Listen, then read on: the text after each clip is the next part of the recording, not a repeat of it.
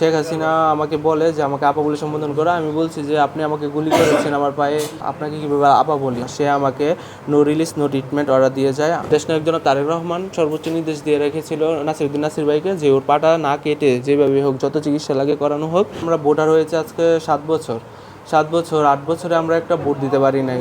নয়াপল্টন আমাদের পূর্ব ঘোষিত প্রোগ্রাম ছিল, তা আমরা সেই প্রোগ্রাম করতে পারি নাই। সচিবালয়ের সামনে অবস্থান কর্মসূচি ছিল আমাদের, আমরা সেখানে যেতে পারি নাই পুলিশি বাধায়। 19 জুলাই শুক্রবার বাদ জুমা আমরা নয়াপল্টন এরিয়ায় অবস্থান নেই। সেখানে পুলিশ আমাদেরকে হত্যার উদ্দেশ্যে গুলি চালায়।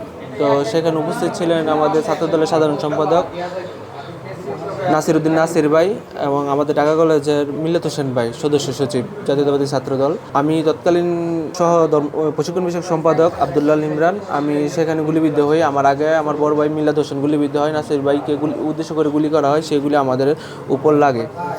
ওয়ালটন আবারও মিলিনিয়ার অফারে ওয়ালটন ফ্রিজ কিনে আপনিও হয়ে যেতে পারেন মিলিয়নিয়ার।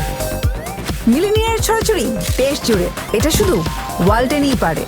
তো 19 জুলাই আমরা যখন গুলিবিদ্ধ হই তখন আমাদের ট্রিটমেন্ট আসলে পাওয়ার মতো কোনো অবস্থা ছিল না। কোনো হসপিটাল আমাদেরকে গ্রহণ করতে ছিল না। প্রায় 20টার মতো হসপিটালে যাওয়ার চেষ্টা করি, হসপিটাল কর্তৃপক্ষ আমাদেরকে গ্রহণ করতে পারছে না, এই অপারগতা প্রকাশ করে। সেখান থেকে আমি অনেক কষ্টে নিটুর পঙ্গু হসপিটালে অবস্থান নেই।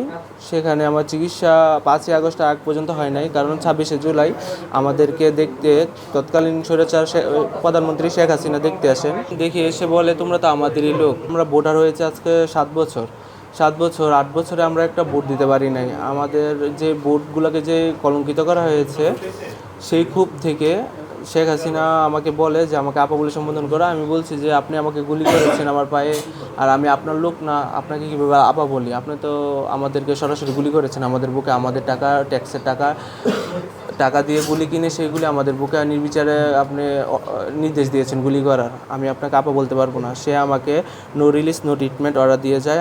তখন 5ই আগস্টের আগ পর্যন্ত আমার কোনো চিকিৎসা হয় নাই, এই হসপিটালেই ভর্তি ছিলাম, আমাকে রিলিজ দেয় না।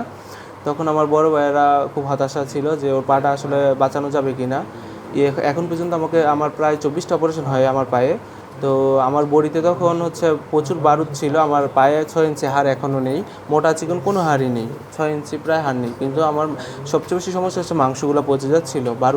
বারুদ তো বিষাক্ত, সেখান থেকে আমার মাংসগুলো পচে যাচ্ছিলো। তো স্বৈরাচার শেখ হাসিনার নির্দেশে, নো ট্রিটমেন্ট নো রিলিজ নির্দেশে আমাকে বাইরে থেকে কোনো অ্যান্টিবায়োটিক আনতে দেওয়া হচ্ছিল না।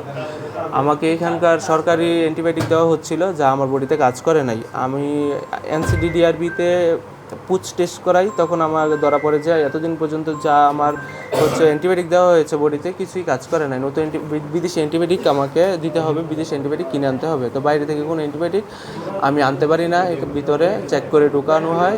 তো আমার পাটা পায়ে পচে যায়, প্রতিদিনই কাটে। ড্রেসিংয়ের সময় অচেতনাশক না দিয়েই আমার পাটা কাটে।